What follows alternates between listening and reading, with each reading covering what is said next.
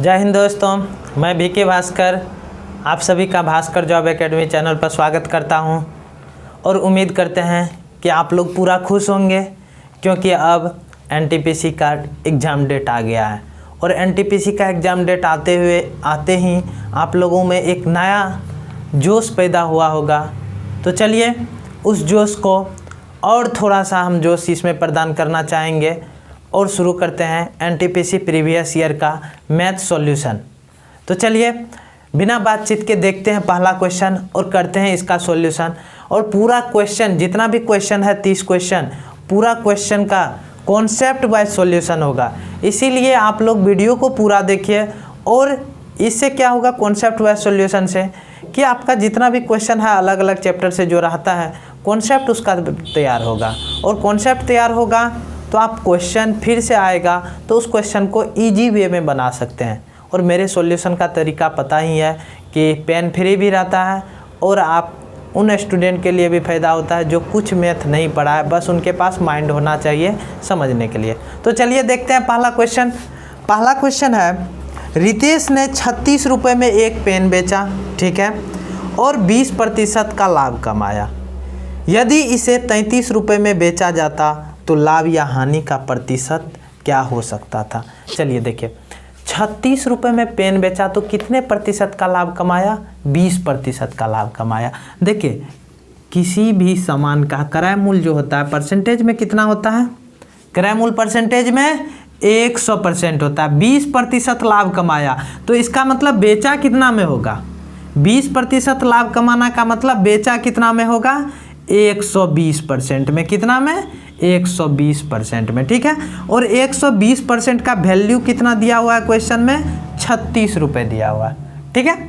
बोला 36 रुपये में बेचता है तो 20% लाभ होता है, यानी 120% में बेचता है। अब बोला जा रहा अगर 36 में नहीं बेच के 33 में बेचे तो कितना प्रतिशत का लाभ या हानि होगा। देखते हैं। तो देखिए 33 का वैल्यू कितना होगा, तो 120, ये नीचे चला आएगा 36 और गुना कितना हो जाएगा 33, ठीक है। ये वैल्यू जो आएगा आपको परसेंटेज में आएगा क्योंकि यहाँ पे परसेंट लगा हुआ है, ठीक है। अब काटिए तो यहाँ पे काट लेते हैं 3 से, 11 तिया 33, 12 तिया 36, 12 से इसको काटिए कितना होगा 10, अर्थात ये कितना 110%। अब देखिए 33 रुपये में बेचने पर प्रतिशत में मूल्य कितना हो जाता है, 33 का वैल्यू 110%। तो इसका मतलब कितना प्रतिशत का लाभ कमाया होगा इसमें, तो 33 रुपये में बेचने से कितना प्रतिशत का लाभ होता है, 10% का लाभ होता है, ठीक है। तो जहाँ पे आंसर दिखाई दे 10% लाभ उसको टिक कीजिए, ठीक है। तो चलिए अब अगले क्वेश्चन की तरफ चलते हैं। आप लोग स्क्रीनशॉट ले लीजिए, स्क्रीनशॉट लेने का मौका देंगे। अगला क्वेश्चन है, यदि त्रिभुज के कोण 1:4:7 के अनुपात में है तो सबसे बड़े कोण का सबसे छोटे कोण के साथ अनुपात क्या होगा। देखिए ये हो गई बात, क्या बच्चों वाली बात हो गई। यहाँ पे अनुपात दे दिया 3 कोण का 1:4:7 और बोला सबसे छोटे कोण, सबसे बड़े कोण का सबसे छोटे कोण पर अनुपात कितना होगा, ठीक है। तो देखिए जो अनुपात जितना बड़ा होता है उतना ही बड़ा कोण होता है उसका, जो अनुपात जितना बड़ा होगा उतना ही बड़ा कोण होता है, समझे बात को। तो सबसे बड़ा अनुपात क्या है, 7, तो सबसे बड़ा कोण क्या होगा, 7 होगा। सबसे छोटा अनुपात 1, सबसे छोटा कोण क्या होगा, 1 अनुपात होगा, ठीक है। तो बड़ा कोण और छोटा कोण का अनुपात कितना होगा, 7:1। अगले क्वेश्चन का जो आंसर होगा बड़ा कोण और छोटा कोण का अनुपात कितना होगा, 7:1। डायरेक्ट टिक कीजिए। चलिए इसमें देखते हैं, कुछ थ्योरी को देख लेते हैं। तो थ्योरी यही है कि त्रिभुज के तीनों कोणों का योग कितना होता है, त्रिभुज के तीनों कोणों का योग 180 डिग्री का होता है, ठीक है। त्रिभुज के तीनों कोणों का योग 180 डिग्री का होता है, ABC। तो A + B + C बराबर कितना, 180 डिग्री। और याद रखिएगा ये त्रिभुज का अगर बाह्य कोण ये है x, तो x का वैल्यू क्या होता है, x का वैल्यू, x बाह्य कोण है तो इस बाह्य कोण का वैल्यू सामने वाले दोनों अंतः कोण के योग के बराबर होता है, यानी x बराबर क्या, A + B। बहुत ही इंपॉर्टेंट थ्योरी है, यहाँ से बहुत क्वेश्चन आता है। तो और देखिए इसमें क्या थ्योरी होता है, अगर त्रिभुज की दो भुजा बराबर है, अगर इस शीर्ष से एक रेखा ऐसी रेखा खींची जाए जो इन रेखा को दो बराबर भागों में विभाजित करे तो यहाँ पे जो एंगल बनेगा 90 डिग्री का बनेगा। कितना डिग्री का एंगल बनेगा? 90 डिग्री का एंगल बनेगा। समझे बात को? क्लियर है ये दोनों थ्योरी? चलिए तो चलिए अगले क्वेश्चन की तरफ चलते हैं। अगला क्वेश्चन है आपका, देखिए बिल्कुल कैलकुलेशन वाला क्वेश्चन है और कैलकुलेशन वाला भी क्वेश्चन आराम से बनेगा, कोई दिक्कत नहीं है। देखिए क्या लिखा हुआ है, क्वेश्चन को हम बोर्ड पे लिख रहे हैं फिर से, ठीक है? आपके स्क्रीन पे लगा हुआ है लेकिन बोर्ड पे लिख रहे हैं समझाने के लिए बहुत अच्छे तरीके से, जिससे आपको समझ में आए। यहाँ पे क्या है? माइनस वाट इक्वल टू कितना दिया हुआ है? 9908.221, ठीक है? अब देखिए ये वैल्यू किधर आएगा? इधर को आएगा, और ये माइनस वाला वैल्यू किधर जाएगा? इधर को जाएगा, तब ये वैल्यू क्या हो जाएगा? प्लस में हो जाएगा, ठीक है? ये वैल्यू इधर आएगा तो माइनस में होगा। अगर इन दोनों को जोड़ते हैं तो इनमें पॉइंट है। अब बोलिएगा सर नहीं है, तो पॉइंट नहीं है तो 76 और 34 को जोड़िए, कितना होगा? 110 होगा, अर्थात ये वैल्यू 9910.567 हो जाएगा। अब देख लीजिए जोड़ के इन दोनों वैल्यू को, ठीक है? फिर इन वैल्यू को घटाइएगा, कितना घटाइएगा? तो घटाने का, अब देखिए इतना करने का मेरा क्या पर्पस था? इतना करने का पर्पस यही था कि आपको बस ये बताना था कि पॉइंट के बाद देखिए कै गो डिजिट है, पॉइंट के इधर क्या गो डिजिट है? तो बोलिएगा 3 गो डिजिट है। तो आप पूरा कार्यक्रम जो है पॉइंट के इधर वाले डिजिट पे करते, आंसर जल्दी से निकल जाता। 7 में से 1 गया, 6 4 3, देखिए पॉइंट 3 4 6 कौन सा ऑप्शन में है? आपको एक गो ऑप्शन दिखाई देगा, डी नंबर, ठीक है? और वैसे 2 होता है यहाँ पे, तो फाइनल आंसर कितना? 2.346 होता, ठीक है? मिटा दे, ये बिल्कुल कैलकुलेशन वाला था, इसमें स्क्रीनशॉट क्या लीजिएगा, बस समझना है। तो चलिए अब अगले क्वेश्चन की तरफ चले। अगला क्वेश्चन कहाँ गया? हाँ, अगला क्वेश्चन देखिए, बहुत अच्छा क्वेश्चन है। 4 वर्ष पहले विकास की आयु का राहुल की आयु पर अनुपात 3:5 था, ठीक है? 4 वर्ष पहले के लिए -4 लगा देते हैं, और विकास के है जी? विकास और राहुल, चलिए विकास और राहुल जी, इनके आयु का जो अनुपात है, क्या अनुपात है? 3:5 है। और बोला जा रहा है आगे कि 6 वर्ष पश्चात मतलब बाद होता है, 6 वर्ष पश्चात इनकी आयु का जो अनुपात होगा वो 4:5 क्या हो जाएगा? 5 हो जाएगा, ठीक है? तो बोला जा रहा राहुल की वर्तमान आयु ज्ञात कीजिए। देखिए इस टाइप के क्वेश्चन में करना क्या आपको, यहाँ पे देखिए तो रेशियो का अंतर कितना है? इसमें 1 का है, इसमें 0 का है, तो ऐसा तो नहीं है। यहाँ पे अंतर कितना का? अब यहाँ पे अंतर खोजिए कितना का? आप लोग बोलिएगा 2, तो 2 बोलने वाले हम उनको बोल देते हैं। यहाँ पे देखिए अच्छे से, ये -4 है और यहाँ पे +6 है, तो -4 और +6 के बीच जो है 10 का अंतर होता है, ठीक है? कितना का अंतर होता है? 10 का अंतर है, क्योंकि बड़ी संख्या में से छोटी संख्या को घटाने पर अंतर प्राप्त होता है। तो अंतर बराबर क्या हो जाएगा? +6 और -4, तो यानी माइनस प्लस यानी 10, ठीक है? अंतर 10 का होगा, 10 वर्ष का। चलिए अब यहाँ पे करना क्या पड़ेगा? तो करना, ये रेशियो का अंतर सेम है, इसके लिए करना क्या पड़ता है? इन दोनों में देखिए कितना का डिफरेंस है? 3 और 5 में 2 का डिफरेंस है, 2 से मल्टीप्लाई इसमें कर दीजिए, और इन दोनों के डिफरेंस को इसमें मल्टीप्लाई कर दीजिए। कितना का डिफरेंस है? 1 का है, तो 1 का क्या करेंगे? फिर भी लिख देते हैं। यहाँ पे कितना हो गया? 3:5। यहाँ पे कितना हो गया? 4 दूनी 8:10। अब देखिए डिफरेंस सेम होगा। यहाँ पे 3 से 8 कितना का डिफरेंस? 5 का डिफरेंस। 5 से 10 कितना का डिफरेंस? 5 का डिफरेंस। अब बराबर हो गया। अगर ये रेशियो में 5 का डिफरेंस होता है तो एज में कितना का डिफरेंस होता है बताइए? 10 का। तो 5 रेशियो का वैल्यू 10 हो जाएगा, तो 1 रेशियो का वैल्यू कितना होगा? 2 होगा। अब आपको कुछ जो पूछे वो जवाब दे दीजिए। क्या पूछा गया? राहुल की वर्तमान आयु। तो राहुल की वर्तमान आयु, किसी भी रेशियो का वैल्यू निकाल लीजिए राहुल का। मान के चलिए 6 वर्ष बाद, यही ले लेते हैं। ये जो रेशियो है ये क्या है? 6 वर्ष बाद का रेशियो है, और 6 वर्ष बाद का रेशियो 10 है, तो कितना? 1 का वैल्यू 2, तो 10 का वैल्यू 20। ये 6 वर्ष बाद का आयु है, तो बताइए वर्तमान आयु क्या होगा? ये 6 वर्ष बाद का आयु, तो वर्तमान आयु क्या होगा, 6 घटा देंगे तो वर्तमान आयु कितना हो जाएगा, 14 वर्ष। कितना, 14 वर्ष। बिल्कुल है, उम्मीद करते हैं पूरा समझ में आ गया होगा। स्क्रीनशॉट ले लीजिए, ठीक है। तो चलिए अब चलते हैं अगले क्वेश्चन की तरफ।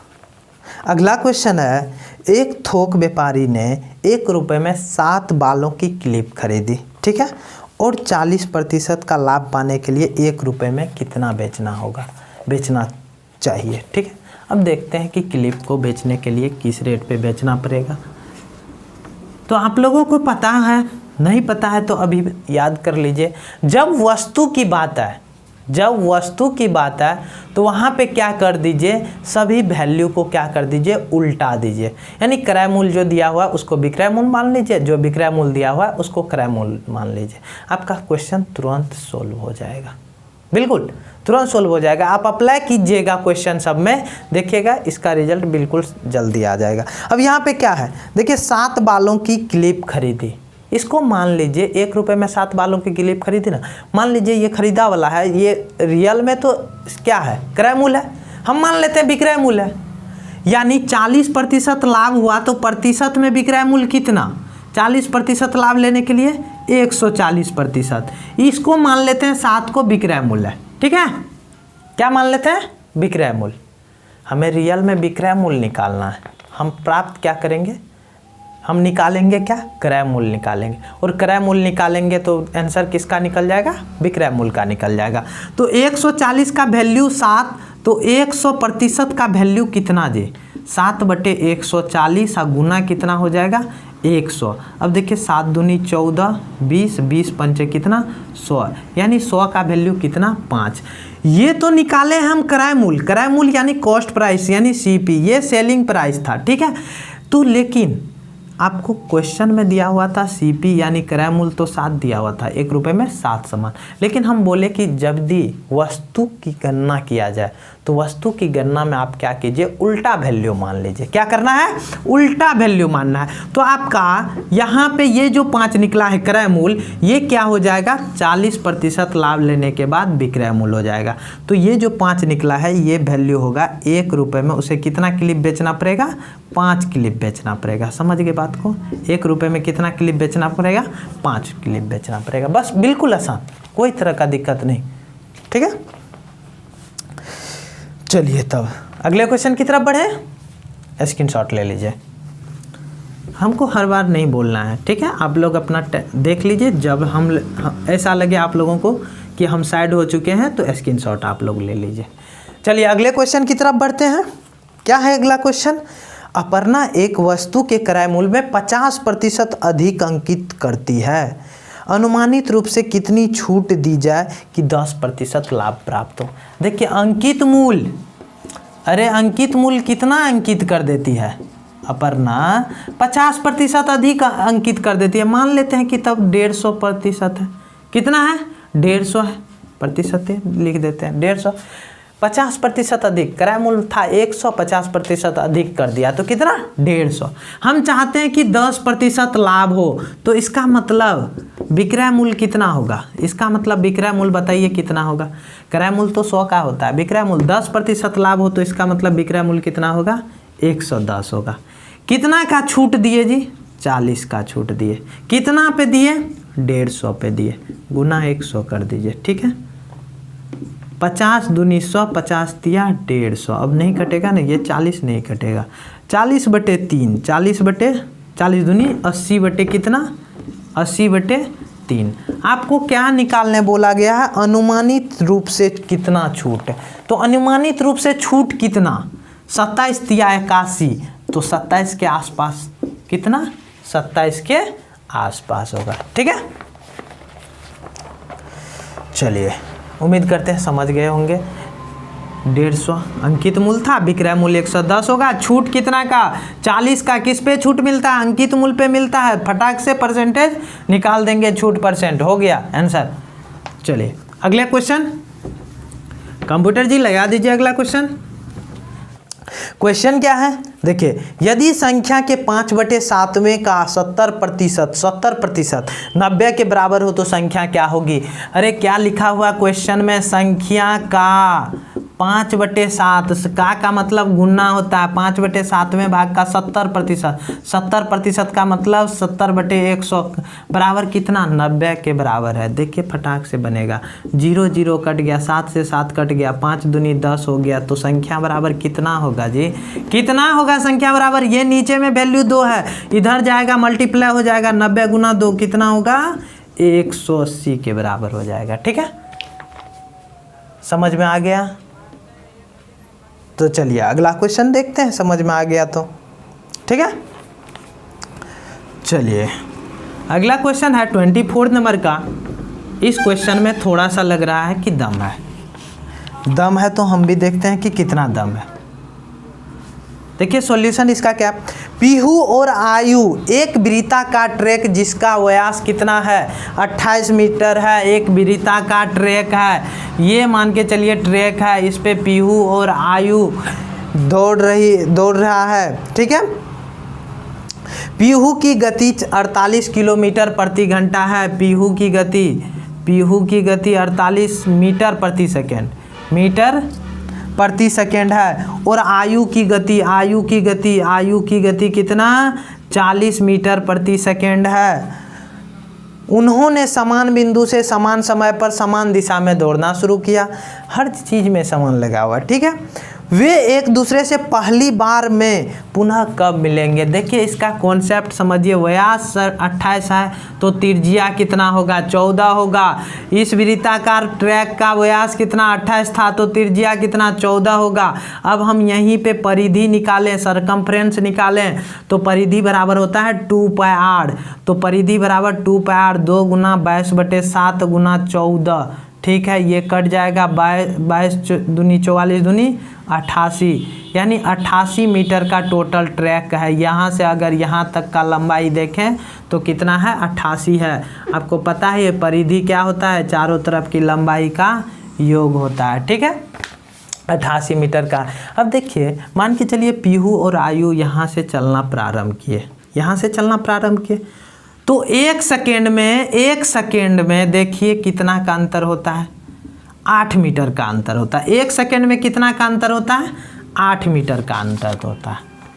एक सेकेंड में 8 मीटर का। आपको पता है पीहू और आयु अगर इस ट्रैक पे चले आगे पीछे होके, क्योंकि चाल तो अलग अलग है, आगे पीछे ही होगा, तो पीहू आगे रहेगी और पीहू को फिर से पकड़ने के लिए ये पूरा का पूरा दूरी क्या होगा, तय करना पड़ेगा, पूरा का पूरे। ये देखिए फिर से इस बिंदु पे मान के चलिए अगर ये ठहरा रहे तो इस बिंदु पे फिर से आने के लिए कितना, 88 मीटर का दूरी तय करना पड़ेगा। तो पकड़ने के लिए, अगर आयु को पकड़ने के लिए तो उसको जो फाइनल दूरी तय करना पड़ेगा, कितना फाइनल दूरी तय करना पड़ेगा, अरे बहुत सारा दूरी तय करना पड़ेगा। लेकिन उनके बीच के दूरी का जो अंतर होगा, उनके बीच के दूरी का तो क्या होगा, एक ट्रैक ही तो अंतर होगा पूरा का पूरा। जैसे देखिए यहाँ से पीहू स्टार्ट की, ठीक है, और आयु यहाँ पीछे, पीहू फिर आगे जाएगी, फिर यहाँ तक यहाँ आएगी, फिर लेकिन आयु पीछे ही रह जाएगा, इधर ही रह जाएगा। लेकिन अगर पीहू ऐसे चलते रहें तो आयु को पीछा करने के लिए एक पूरा का पूरा ये क्या करना पड़ेगा, ट्रैक उसको पार करना पड़ेगा। तो ट्रैक का टोटल लंबाई 88 मीटर है, 8 मीटर तय करने में 1 सेकेंड का लगता है टाइम, तो 88 मीटर यानी ये 11 गुना है, तो ये कितना सेकेंड लग जाएगा, 11 सेकेंड लग जाएगा। आंसर मौखिक दीजिए। ठीक है, बस हमें समझाने में टाइम लगा, आंसर कहाँ से मौखिक दे सकते थे कि अंतर जो होगा एक ट्रैक का ही तो अंतर होगा। हम समझ गए बात को। चलिए तो अगले क्वेश्चन की तरफ बढ़े। आपके स्क्रीन पे लग गया अगला क्वेश्चन और फटाक से बनाइए। जब तक हम बनाना शुरू करें तब तक हमें आप लोगों का आंसर आ जाना चाहिए।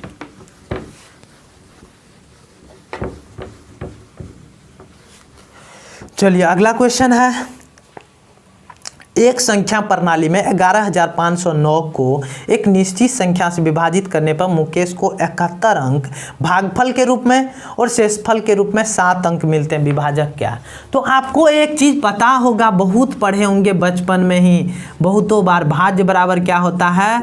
भाजक गुना भागफल, भागफल और जोड़ क्या होता है जी? शेष होता है। आपको भाज्य भी दे दिया गया है कि 11,509 भाज्य है। भाजक हमें पता नहीं है, भाजक हमें पता नहीं है। भागफल कितना है?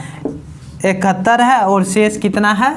7 है। तो पहले 7 को इधर लेके आइए, 7 इधर आएगा तो प्लस है, इधर आएगा क्या होगा? माइनस होगा। कितना बचेगा? 11,502 बचेगा। ये गुणा में है, इधर आएगा तो भाग होगा, बराबर क्या होगा? भाजक। ठीक है। अब हम यहाँ पे कैलकुलेशन करना आप लोगों को बताते हैं कैसे करना है कैलकुलेशन। आप ऑप्शन को अच्छे से देखिए। सारा ऑप्शन क्या है? इकाई अंक 2 है और 10-10 का अंतर है। 132, 162, 172, 182 है, इस तरीके से। ठीक है। अब देखिए इसे बनाना कैसे। अगर हम यहाँ पे 71 नहीं, ठीक है, 70 रख देते हैं और यहाँ पे 11,502 है, 11,500 रखते हैं। इसको काटिए। अगर हम 17 से काटे तो यहाँ पे क्या होगा? 17 सत्ते 119 होता है, यानी 11,900 हो जाएगा। कितना से हो जाएगा? 11,900। कितना से काटेंगे? तो 170 से काटेंगे तो, ठीक है, 11,900। जबकि ये वैल्यू क्या है? 11,500 है। तो ऐसा करते हैं, 170 से नहीं 160 से काटते हैं तो 16 सत्ते 112 होता है, यानी 11,200 होगा। कितना होगा? 11,200 होगा। तो देखिए 170 से काटे तो ज़्यादा हो गया, 160 से काटे तो कम हुआ, यानी इसका मतलब 160 से ज़्यादा आंसर होगा, 170 से कम आंसर होगा। तो आपको ऐसा ऑप्शन में दिखेगा 162 ही, केवल और केवल ऑप्शन में क्या दिखेगा? 162। तो भाजक 162 हुआ। आप काट लीजिएगा इसे, 162 ही आंसर आएगा। ठीक है। तो इसका भी यूज कीजिए, थोड़ा सा कॉमन सेंस का भी। चलिए, क्लियर है? स्क्रीनशॉट ले लीजिए। चलिए हम अगले क्वेश्चन की तरफ बढ़ते हैं। अगला क्वेश्चन देखिए क्या है। अगला क्वेश्चन है बहुपदीय 8x पर पावर 4 प्लस 8x पर power 4 plus 2 into x square y cube plus 4 का अंश क्या होगा? अरे अंश मतलब होता है घात, यानी डिग्री। डिग्री क्या होगा इस बहुपद का? तो आप देखिए चर राशि पे जो मान होता है वही क्या कहलाता है? डिग्री कहलाता है, यानी अंश कहलाता है। ठीक है। तो यहाँ पे इसका घात क्या है? 4। इसका घात देखिए कितना है? यहाँ पे इस चर पे 2 और इस चर पे 3 गुना के रूप में है तो प्लस हो जाता है, यानी टोटल कितना घात? 5 घात। ठीक है। और यहाँ पे तो 0 है। तो आपको पता है कि बहुपद का घात किसे कहते हैं? बहुपद का सबसे बड़ा घात, सबसे बड़ा पावर बहुपद का घात कहलाता है, डिग्री कहलाता है, अंश कहलाता है। तो कितना हो जाएगा इसका अंश इस बहुपद का? 5 हो जाएगा। क्लियर है? चलिए, बहुपद का सबसे बड़ा पावर क्या कहलाता है? बहुपद का घात कहलाता है। चलिए अगले क्वेश्चन की तरफ बढ़ते हैं। अगला क्वेश्चन है एक साथ 12 पुरुष और 16 महिलाएं 4 दिनों में एक काम पूरा कर सकते हैं। उसी काम को पूरा करने के लिए केवल एक आदमी को 80 दिन लगते हैं, तो उसी काम के लिए केवल एक महिला को कितने दिनों की आवश्यकता होगी? तो देखिए महिला और पुरुष का जो है अनुपात निकाल लीजिए, आपका क्वेश्चन यहाँ पे बन गया। ठीक है।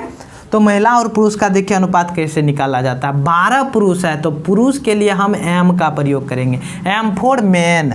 ठीक है। और 16 महिला है, 16 महिला के लिए डब्लू का प्रयोग करेंगे, यानी डब्लू फॉर ओमेन। और का मतलब होता है दोनों मिल के। 12 पुरुष और 16 महिला मिलके एक काम को 4 दिनों में ख़त्म कर सकते हैं।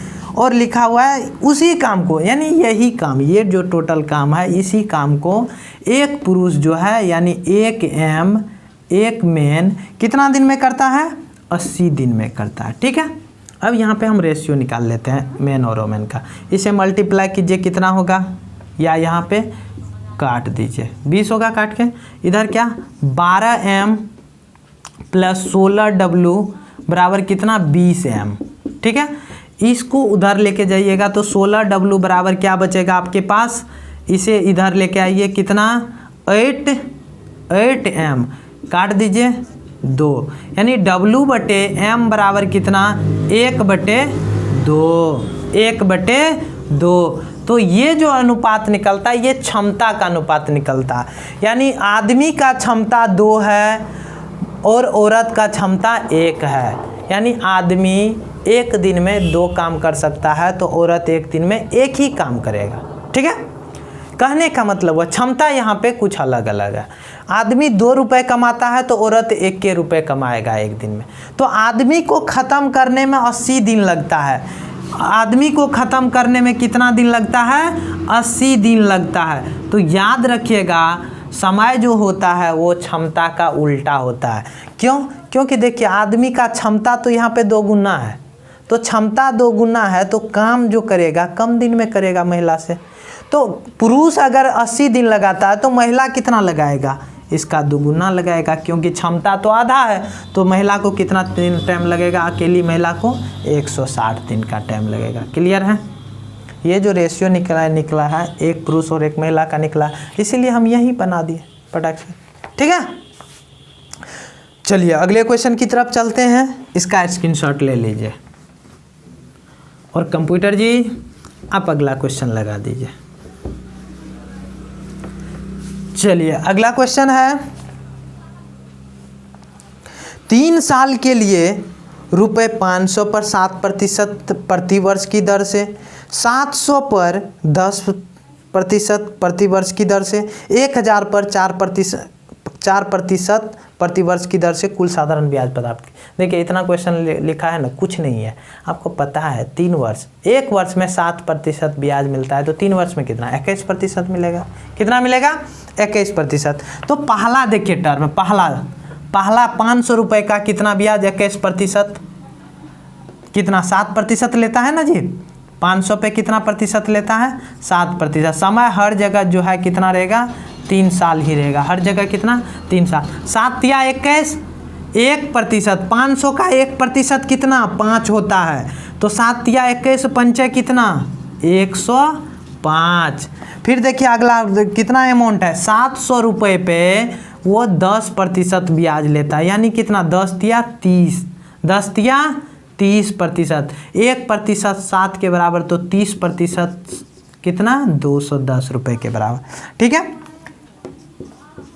फिर 1000 पे देखिए कितना लेता है 4% लेता है, तो 4 या 12, 1% 10 के बराबर, तो 12% कितना 120 के बराबर। तो टोटल ब्याज कितना हो गया 200, 100, 300, 400 और 20 और 10, 30 और 5 35, तो 435 रुपया। फटाक से आंसर दीजिए और निकलिए अगले क्वेश्चन की तरफ।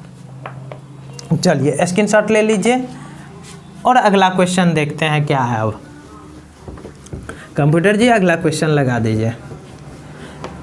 चलिए अगला क्वेश्चन क्या है, 25 मीटर की दूरी से उसके आधार से एक टावर का उन्नयन कोण 60 डिग्री है, टावर की अनुमानित ऊंचाई ज्ञात करें। देखिए 25 मीटर की दूरी से, यानी कोई बिंदु है यहाँ से यहाँ की दूरी कितना है 25 मीटर की दूरी से, इसके आधार से एक टावर का उन्नयन कोण, एगो टावर यहाँ पे है और इसका आधार से 25 मीटर दूरी, आधार से 25 मीटर दूरी से देखने पर उन्नयन कोण कितना होता है, उन्नयन कोण कितना है यहाँ पे 60 डिग्री का, ये एंगल 60 डिग्री का है। तो आपको एक थ्योरी हम यहाँ पे पहले बता देते हैं, फिर उसके बाद सोल्व करेंगे, ठीक है। हाइट एंड डिस्टेंस का रेशियो वाला थ्योरी याद रखिएगा। वैसे थ्योरी आता कहीं से नहीं, बेसिक से ही आता है। अगर ये एंगल 30 डिग्री रहे तो ये एंगल तो आपको पता है 60 डिग्री होगा। 30 डिग्री के सामने वाली भुजा का जो रेशियो होता है वो 1 होता है और 60 डिग्री के सामने वाली भुजा का रेशियो √3 होता है। ये कर्ण है 2 होता है। फिर अगला है अगर 45 रहे तब क्या होगा, अगर ये कोण 45 रहे तो ये कितना होगा 45 होगा, ठीक है। तो ये रेशियो 1 और 1, ये कितना होता है √2 होता है। चलिए स्क्रीनशॉट ले लीजिए इसका, या यहीं पे बना देते हैं, बाद में क्वेश्चन सॉल्यूशन सहित स्क्रीनशॉट ले लीजिएगा। 60 डिग्री है तो 60 डिग्री के सामने वाला कितना होगा, कितना √3 होगा, और आपको पता है कि 60 डिग्री के सामने वाला √3 हो तो ये 1 होता है, ठीक है। तो ये वैल्यू कितना 1 रेशियो के बराबर होगा। तो 1 रेशियो का वैल्यू 25, तो √3 रेशियो का वैल्यू कितना, तो 25 गुना कितना √3, तो √3 का वैल्यू कितना होता है 1.732 होता है। अनुमानित पूछा है, समझिए अगर हम 25 में 1.5 यानी 1.5 से गुना करें, 1.5 से, देखिए ऑप्शन से ही टिक करेंगे इस क्वेश्चन को, अगर 1.5 से गुना करें, हाँ 1.5 से गुना करें तो 25 और 12.5 37.5 होगा। 1.5 से गुना करेंगे तो कितना 37.5 होगा। आपको देखिए सारा ऑप्शन 3 गो ऑप्शन ऐसा है जो 37.5 से कम है, तो इसका मतलब 1.732 से गुना किया गया है, तो इसका मतलब अगला जो ऑप्शन है जो बड़ा है वही आंसर हो जाएगा 43.3। ठीक है, गुना करने जाना नहीं है, इसी से गुना कर लेना है, ऑटोमेटिक ऑप्शन का सहारा लीजिए। चलिए अब स्क्रीनशॉट ले लीजिए सब कुछ का। ठीक है, अगले क्वेश्चन की तरफ बढ़ते हैं। चलिए कुछ नया क्वेश्चन देखने को मिल रहा है। यदि जनसंख्या का मानक विचलन 3 है तो जनसंख्या का विचरण क्या होगा। चलिए देखते हैं इसका, पहले हम लोग थ्योरी देखेंगे इस क्वेश्चन का, फिर उसके बाद हम इस क्वेश्चन को सोल्व करेंगे। आपको पता है कि मानक विचलन कैसे निकाला जाता है, हमने 2 सेट में इसका चर्चा भी किया है। मानक विचलन निकालने के लिए पहले माध्य निकालिए, फिर क्या करना पड़ता है, माध्य को प्रत्येक प्रेक्षण में से घटा के स्क्वायरिंग करके जोड़िए, या फिर बट्टे जितनी प्रेक्षण है उतना लिखिए, का रूट अंडर कीजिए। अब यहाँ पे हम क्या लिख रहे हैं, आपको विचलन 3 दिया हुआ, विचलन दिया रहेगा, एक वर्ड विचलन होता है, एक वर्ड आपको क्या होता है, विचरण होता है, एक होता है विचरण गुणांक होता है, विचरण गुणांक। ठीक है, ये तीनों का देखते हैं थ्योरी क्या है पहले। तो विचरण बराबर, विचलन का हम पहले ही बता चुके हैं, तो विचरण बराबर होता है विचलन स्क्वायर, मानक विचलन स्क्वायर। देखिए कितना सिंपल थ्योरी, लेकिन हम लोग पढ़े नहीं रहते हैं तो प्रॉब्लम होता है। ठीक है, और विचरण गुणांक का मतलब होता है, विचरण गुणांक बराबर होता है विचलन बटे माध्य गुना 100। और विचरण गुणांक हमेशा जो आंसर आएगा वो परसेंटेज में आएगा, हमेशा किस में आंसर आएगा, परसेंटेज में आएगा। तो इस थ्योरी का आप एक स्क्रीनशॉट ले लीजिए और देखिए क्वेश्चन का सॉल्यूशन। अब जनसंख्या का मानक विचलन 3 है, विचरण ज्ञात करने के, विचलन 3 है तो विचरण क्या होगा, 3 का स्क्वायर, क्या होगा 3 का स्क्वायर, यानी कितना 9 हो गया। चलिए अगले क्वेश्चन की तरफ चलें। चलिए अगला क्वेश्चन देखते हैं।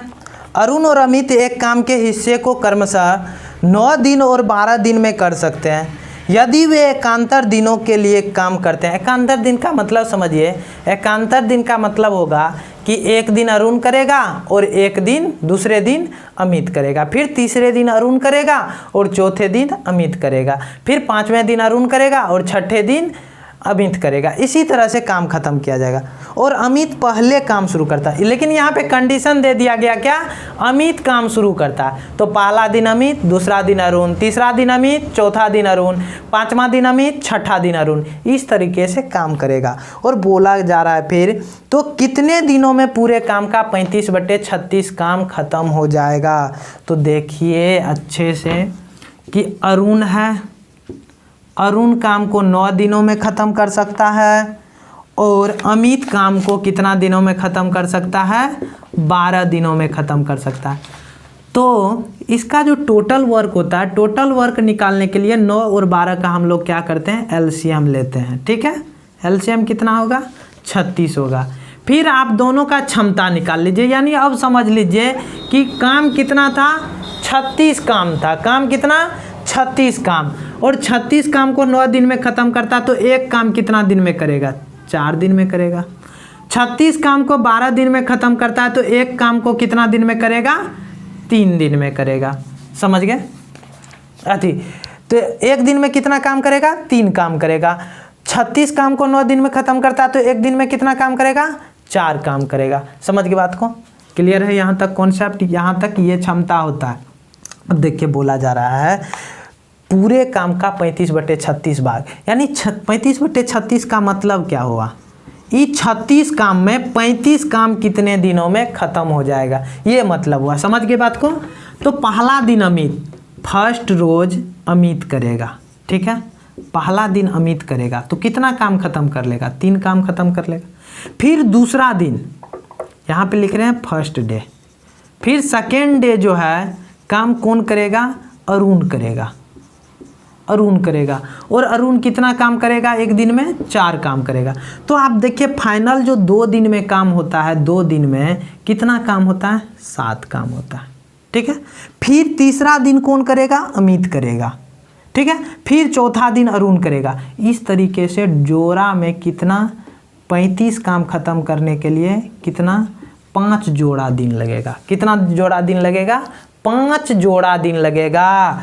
तो ये टोटल कितना दिन, 2 दिन हुआ। 2 दिन में 7 काम, तो 35 काम करने के लिए इसमें 5 से गुना किए तो इधर भी दिन में क्या करना पड़ेगा, 5 से गुना करना पड़ेगा, यानी 5 दूनी कितना दिन लग जाएगा, 10 दिन लग जाएगा।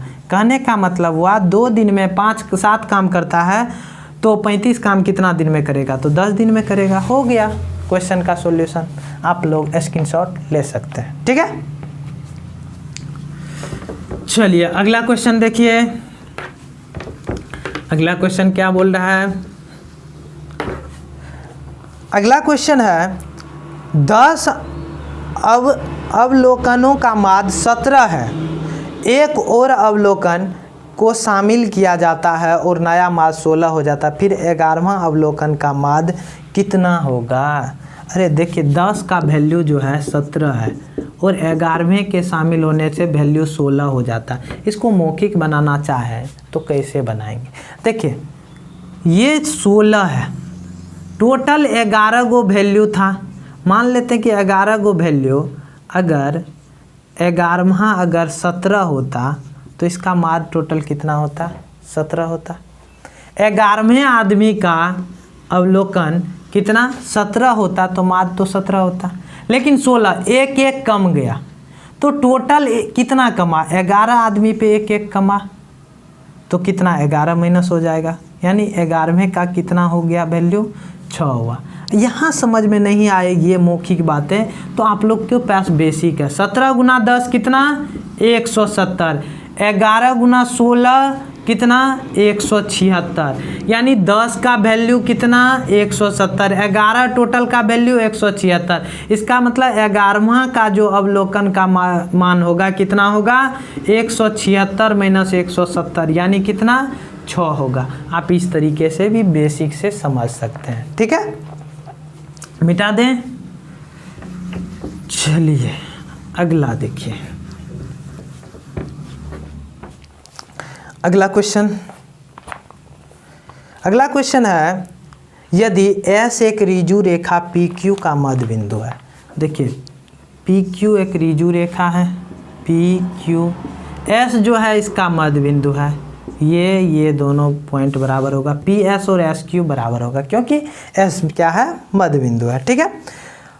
R S से अलग एक बिंदु है ऐसा कि PR बराबर RQ, R कहीं भी है, यहाँ मान लेते हैं R है, ठीक है। और यहाँ है कि PR बराबर होगा किसके, RQ के, ये रेखा और ये रेखा बराबर होगा, ठीक है।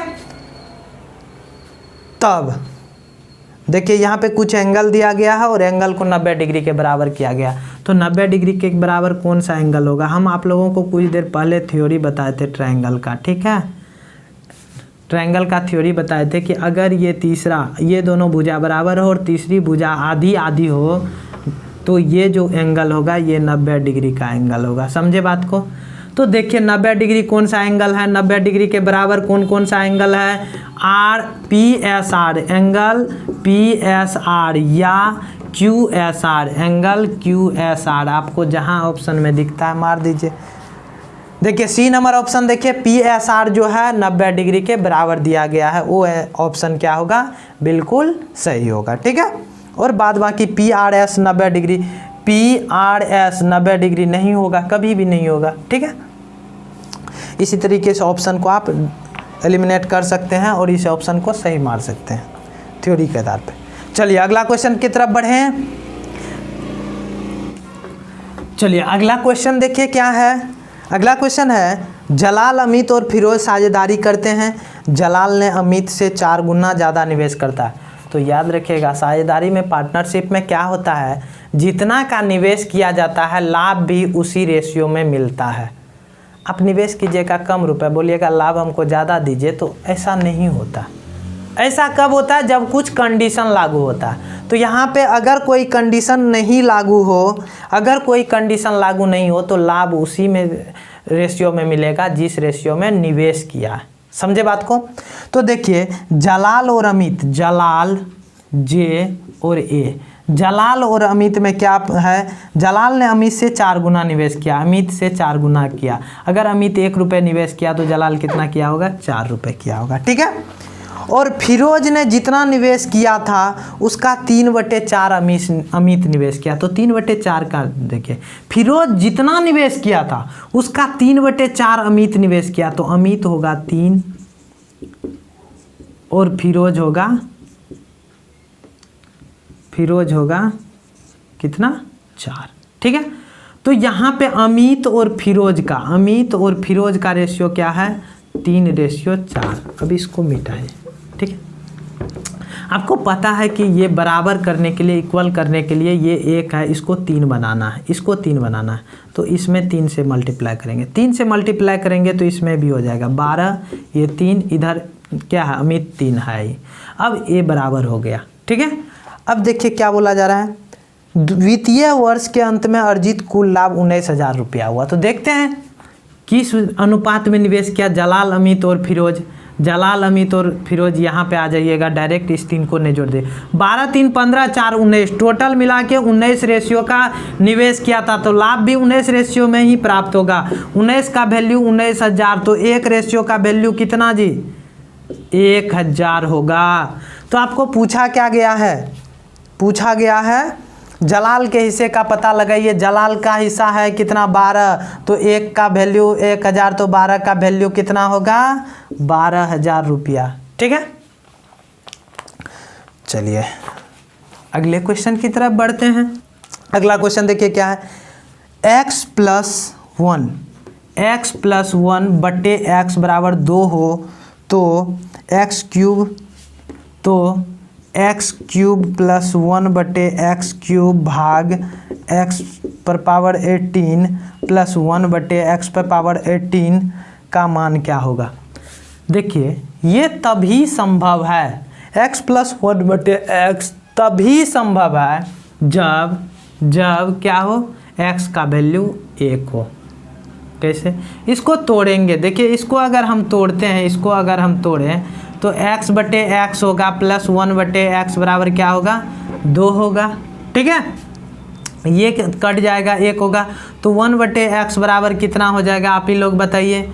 1 बटे x बराबर क्या हो जाएगा, 2 - 1 बराबर कितना, 1 होगा। अब इसको उल्टा दीजिए तो x का वैल्यू कितना होगा, 1 होगा। x का वैल्यू 1 होगा। अब हर जगह 1 पे कितना भी पावर दे दिया जाए तो उसका वैल्यू कितना होता है, 1 ही होता है।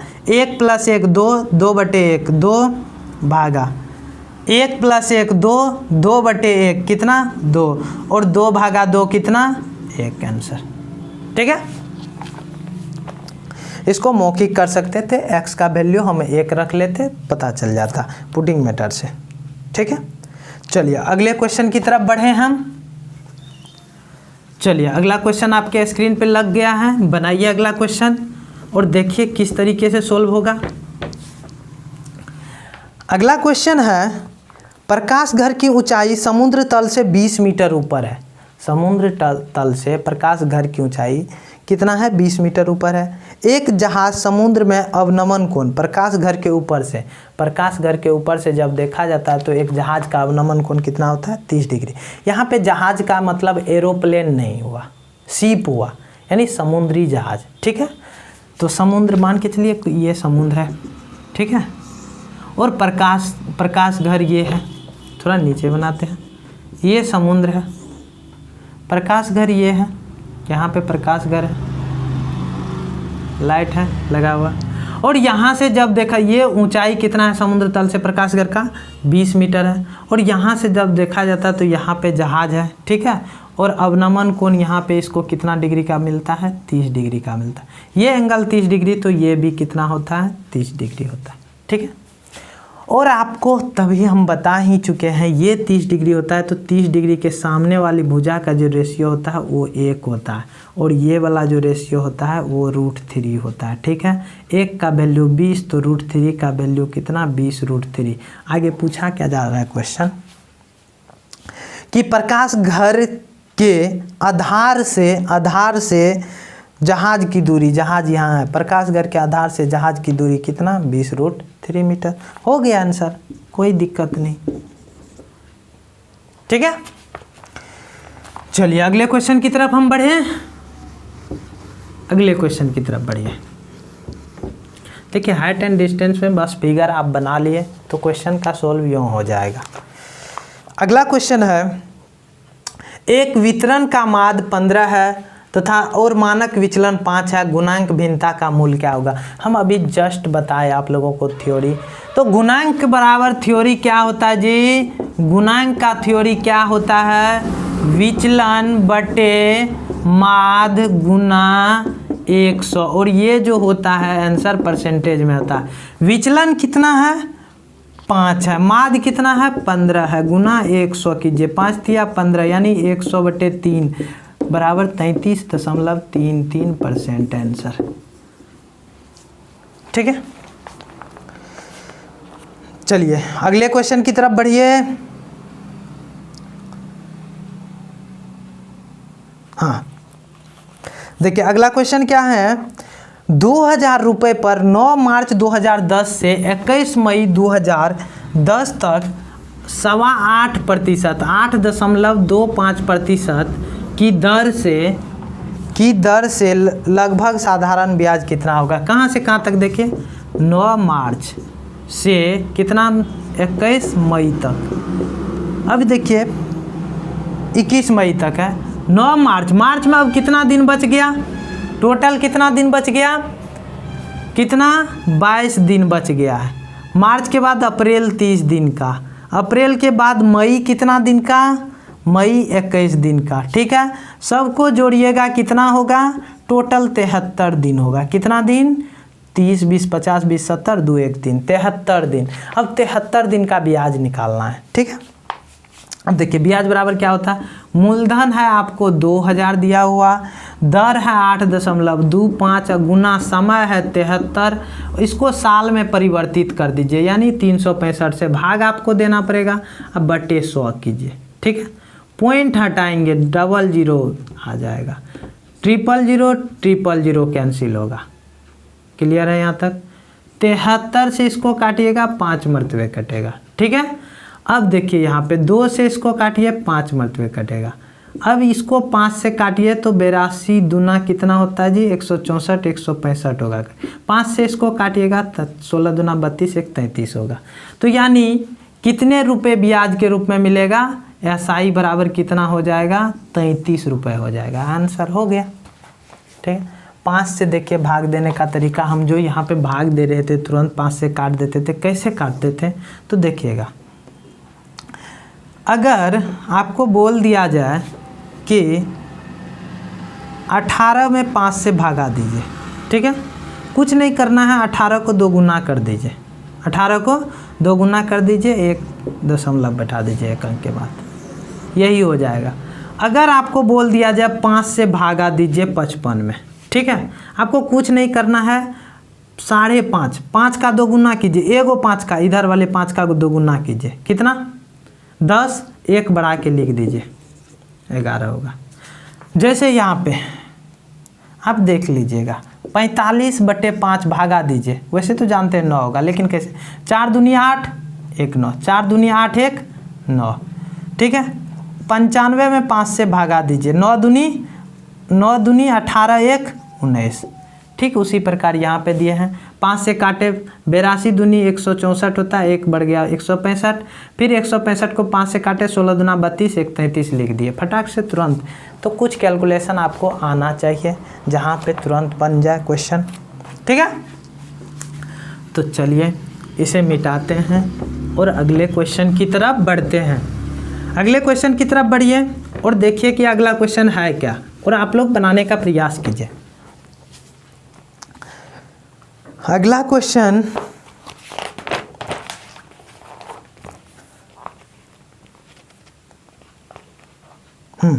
अगला क्वेश्चन है, एक महाविद्यालय में पुरुष संकायों का 25% महिला संकायों की संख्या के 1/3 है। महाविद्यालय में पुरुष संकाय का 25% मतलब 25/100, ठीक है। महिला संकायों की संख्या का 1/3 के समान है, समान मतलब बराबर है, ठीक है। 25/4 का मतलब 25/100 का मतलब 1/4। पुरुष बटे महिला बराबर कितना हो जाएगा तब? 4 उस साइड जाएगा, 4 ऊपर में 3 उतर। तो निकालने क्या बोला जा रहा है? पुरुष संख्या से महिला संख्या का अनुपात। पुरुष संख्या से महिला संख्या का अनुपात क्या हो जाएगा जी?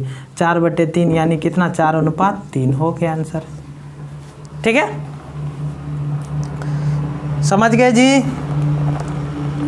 समझ गए तो अगले क्वेश्चन पे चलिए और देखिए कितना इजी क्वेश्चन है। 82 नंबर का क्वेश्चन जो स्क्रीन पर लगा है बनाइए, और ये क्वेश्चन हम छोड़ रहे हैं, ठीक है।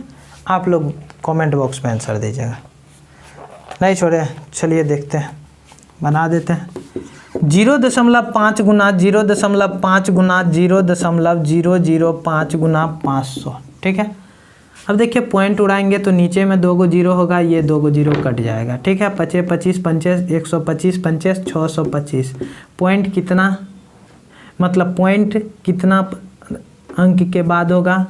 3 अंक, 3 अंक के बाद हो गया, यही आंसर होगा, ठीक है। अगला क्वेश्चन है 83 नंबर। देखिए 15, 18, 27 और 30 से पूरी तरह विभाजित होने वाली 3 अंकों वाली अधिकतम संख्या कौन सी है? देखिए इसको कभी भी आप लोग बनाइए तो ऐसे मत बनाइए कि इसका हम एलसीएम ले लेंगे, फिर 3 अंकों की बड़ी संख्या में भाग देंगे, जो शेष आएगा उसको घटाएंगे, आंसर होगा। ये लंबा प्रोसेस है, इसको आप बाय ऑप्शन बनाइए। बाय ऑप्शन बनाने का तरीका क्या है? जो ऑप्शन आपको बड़ा दिखाई दे उसमें सारे ऑप्शन से, सारे डाटा से क्या दीजिए? भाग दीजिए, और भाग स्पीड में देना है। देखिए सबसे बड़ा डाटा क्या है आपके पास? 900 है। 900 30 से कट जाएगा, 30 से कटा, 15 से भी कट जाएगा, ऑटोमेटिक कट जाएगा, तो 15 से चेक नहीं करना है। 18 पंचे 90 होता है, 18 से भी कट गया। 27 से देखते हैं, 27 तिया 81, शेष कितना? 90, तो 27 तिया 81 यानी 27 से 900 नहीं कटेगा। फिर उसके बाद का वैल्यू है 870। 870 में 27 से भागा दीजिए, 30 से कटिए जाएगा, 27 से भागा दीजिए, 27 तिया 81, 60, 27 दूनी 54 नहीं कटेगा, ठीक है। फिर उसके बाद वैल्यू आएगा 810। देखिए 810 30 से कटेगा, 27 तिया 81 27 से कट रहा है, 15 से कटवे करेगा, 18 से चेक कीजिए, 18 चौके 72, 90 18 पंचा 90 यानी 810 आपका आंसर हो जाएगा। यानी 810 ऐसी संख्या जो आपको जो भी डाटा दिया गया है 15, 18, 27, 30 सबसे ये विभाजित होता है, सभी से ये विभाजित होता है, यानी ये हो जाएगा आपका आंसर। और इसका बेसिक तरीका क्या है निकालने का? जो भी डाटा दिया रहे उसका एलसीएम निकाल लीजिएगा, डाटा का एलसीएम निकाल लीजिएगा और 3 अंकों की सबसे बड़ी संख्या में भागा दे दीजिएगा। भाग आने के बाद आपको शेष फल जो भी आए, शेष जो भी प्राप्त हो इसमें से घटा दीजिएगा इस शेष को, ठीक है। इसमें से इस शेष को घटा दीजिएगा, आपको यही आंसर प्राप्त होगा, ठीक है। तो चलिए अगले क्वेश्चन की तरफ हम लोग बढ़ें। तो देखिए अगला क्वेश्चन क्या है, चलिए अगला क्वेश्चन देखते हैं। अगला क्वेश्चन है, एक सुपरफास्ट दुरंतो एक्सप्रेस 90 किलोमीटर प्रति घंटा की चाल से चल रही है, 36 किलोमीटर प्रति घंटे की गति से चल रही बाइक को 25 सेकंड में पार कर जाती है, तो मीटर में ट्रेन की लंबाई क्या होगी? समझ की बात को, यानी बाइक को जब पार करेगी तो बाइक का जो दूरी होगा वो 0 होगा, ठीक है। बाइक का दूरी क्या होगा? 0 होगा। तो आप पहले देखिए यहाँ पे किलोमीटर को मीटर में चेंज कैसे किया जाता है, इसका थ्योरी। किलोमीटर को अगर मीटर में चेंज करना हो तो 5/18 से गुना कीजिए तो मीटर प्रति सेकंड में चेंज हो जाएगा। मीटर प्रति सेकेंड को किलोमीटर प्रति घंटा में चेंज करना है तो 18/5 से गुना कीजिए। याद कैसे रखना है, बड़का को छोटका में चेंज करेंगे तो ऊपर में छोटका रखेंगे, छोटका को बड़का में चेंज करेंगे तो ऊपर में बड़का रखेंगे। समझ के बात को। अब देखिए ट्रेन भी इधर को जा रही है और बाइक भी इधर को जा रही है, तो दोनों का जो गति है, दोनों का गति, ट्रेन का गति 90 है और बाइक का गति 36 है, तो दोनों का गति एक दूसरे को क्रॉस करने में देखिए दोनों का गति क्या होगा, माइनस हो जाएगा। दोनों का गति क्या होगा, माइनस हो जाएगा। तो 90 में से 36 को पहले माइनस कीजिए, कितना होगा 54, यानी अब जो चाल रहेगा पीछे करने का चाल 54 किलोमीटर प्रति घंटा रहेगा। इसको आप कर दीजिए मीटर प्रति सेकेंड में चेंज, यानी 5/18 से 18 तिया 54 यानी 15 मीटर प्रति सेकेंड। और पार करने में समय कितना लगा, 25 सेकेंड लगा। ठीक है, और आपको पता है कि दूरी बराबर क्या होता है, दूरी बराबर क्या होता है, चाल गुना समय। 25 को 15 से गुना कीजिएगा तो कितना होगा, 375 मीटर। कितना होगा, 375 मीटर। हो गया, क्लियर है। चलिए स्क्रीनशॉट ले लीजिए। देखिए अगला क्वेश्चन, अगला क्वेश्चन है आपके स्क्रीन पे लग गया है। 3 संख्याएं दी गई है जिसमें दूसरी पहली से 3 गुना है, दूसरी पहली से 3 गुना है, यानी पहली से 3 गुना है। ठीक है, 3 संख्या है तो तीसरा भी लिखे देते हैं। अब क्या है अगला, साथ ही तीसरी से 2 गुना है, तीसरी से 2 गुना है। ये जो संख्या है दूसरी, अब देखिए दूसरी और तीसरी का अनुपात, दूसरी और तीसरी, दूसरी जो है वो तीसरी से 2 गुना है। ठीक है, तो इन दोनों को बराबर करना पड़ेगा, दूसरी संख्या को बराबर करना पड़ेगा रेशियो में, तो 2 से गुना कर दीजिए, इसमें 3 से गुना कर दीजिए। फाइनल जो होगा ये 2 होगा, ये 3 हो, ये 6 हो जाएगा, और ये तो 6 रहेगा ही, और ये कितना 3 हो जाएगा। तो फाइनल जो फर्स्ट सेकेंड और थर्ड का जो रेशियो आया है, क्या आया है, फर्स्ट का 2, सेकेंड का 3 और थर्ड का कितना 6 आया है। ठीक है, अब यदि तीनों संख्याओं का औसत 66 है, तीनों संख्याओं का औसत 66 है, अगर इनका योग निकालें तो योग क्या होता है, औसत 66 है, तो योग के लिए 66 में क्या करना पड़ेगा, जितना संख्या उतना से मल्टीप्लाई कर दीजिए। ठीक है, तो 6 3 9 2, 6 3 9 2 11, रेशियो में 11, टोटल योग में 66 गुना 3, 11 छक्के 66, यानी एक रेशियो का वैल्यू 36 18, कितना 18। हमें पूछा क्या जा रहा है, अब पूछा जा रहा है पहली संख्या ज्ञात कीजिए। पहली संख्या का रेशियो 2 है, एक रेशियो का वैल्यू 18 है, तो 2 रेशियो का वैल्यू कितना हो जाएगा, 36 हो जाएगा। यही आंसर। ठीक है, चलिए अब अगले क्वेश्चन की तरफ बढ़ते हैं। अगला क्वेश्चन है, निम्नलिखित भिन्न के एलसीएम यानी एलसीएम ढूंढे। तो यहाँ पे भिन्न है, तो भिन्नों का एलसीएम बराबर होता है, भिन्नों का एलसीएम का फॉर्मूला होता है अंश का एलसीएम बटे हर का एचसीएफ। एलसीएम, भिन्नों का एलसीएम और एचसीएफ का देखिए, भिन्न का एलसीएम बराबर अंश का एलसीएम बटे हर का एचसीएफ। ठीक है, और भिन्न का एचसीएफ बराबर होता है अंश का एचसीएफ बटे हर का एलसीएम। ठीक है, तो अगला देखिए, इसमें क्या ऑप्शन पे भी आप बना सकते हैं। भिन्न है क्या क्या, पहले भिन्न है आपको 2/3, 8/9, 16/27 और 32/81। आपको इसका निकालना है क्या, एचसीएफ, भिन्न का एलसीएम निकालना है। तो हर का एचसीएफ, हर का एचसीएफ कितना होगा, 3 होगा, 3 होगा। और ऐसा ऑप्शन आपको कहाँ दिखाई दे रहा है, सिर्फ और सिर्फ एक ऑप्शन दिखाई दे रहा है, तो मार दीजिए न, काहे एलसीएम निकालना जरूरी है। वैसे इसका एलसीएम निकालिएगा तो 32 होगा, 32/3 आंसर। ठीक है, चलिए अगला क्वेश्चन देखते हैं कहाँ पे है, यहाँ पे, और लास्ट क्वेश्चन है ये। देखिए स्क्रीनशॉट ले लिए। चलिए लास्ट क्वेश्चन है आपके पास कि बी किसी कार्य का 50% भाग 20 दिनों में करता है। अरे 50% का मतलब क्या हुआ? 50% का मतलब बताइए। आधा हुआ। आधा काम 20 दिनों में करता है कि बी आधा काम 20 दिन में करता है। तो बताइए पूरा काम कितना दिन में करेगा? बोलिएगा 40 दिन में। आधा 20 दिन तो पूरा कितना? 40 दिन में। सी बी के साथ, सी जो है बी के साथ शामिल हो जाता है और दोनों शेष कार्य को, शेष कितना?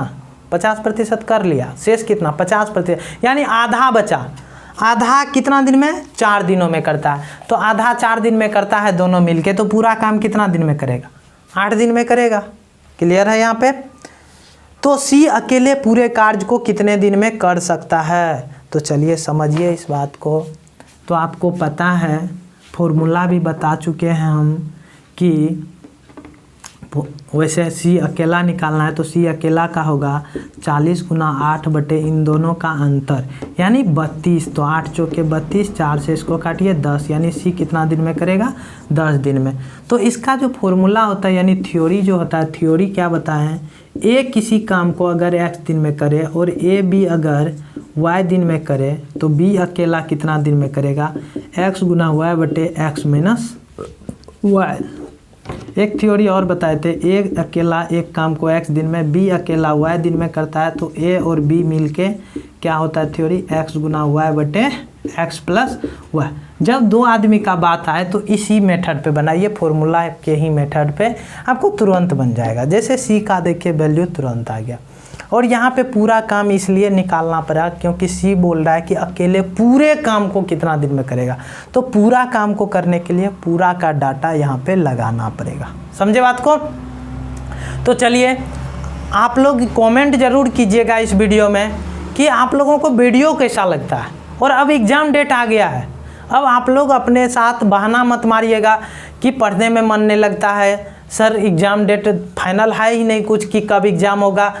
तो एग्ज़ाम डेट आ गया है, अब आप लोग मन लगाइए, थोड़ा 3 महीने मेहनत कर लीजिए और इसी मेहनत से आप तो पूरा ज़िंदगी खाने वाले हैं। तो मेहनत करने में फिर शर्माइए मत।